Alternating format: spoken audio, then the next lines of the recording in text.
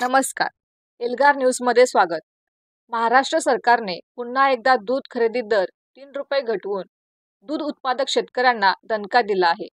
राज्य सरकारने मध्यंतरी दूध दरवाढीचा डंका पिटला, पण आता जादा उत्पादनाचे कारण सांगून गाय दुधासाठी 3.5 फॅटसाठी प्रति लिटर ₹28 भाव शेतकऱ्यांना मिळणार आहे.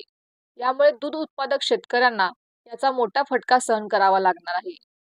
त्यामुळे शेतकरी किमान ₹35 दर मिळावा यासाठी रस्त्यावर उतरण्याची चिन्हे आहेत. तसे पाहता सांगली जिल्हा दूध उत्पादनात आघाडीवर आहे. त्यामुळे अनेक शेतकऱ्यांना दूध व्यवसायानेच तारळले आहे. परंतु सरकारच्या चुकीच्या धोरणामुळे याची झळ दूध उत्पादकाला बसत आहे. अशातच गेल्या वर्षभरात खाद्याचे दर 50% वाढले, परंतु त्या पटीत दुधाचे दर वाढायला तयार नाहीत. तसे पाहता उत्पादन खर्च ₹45 जातो.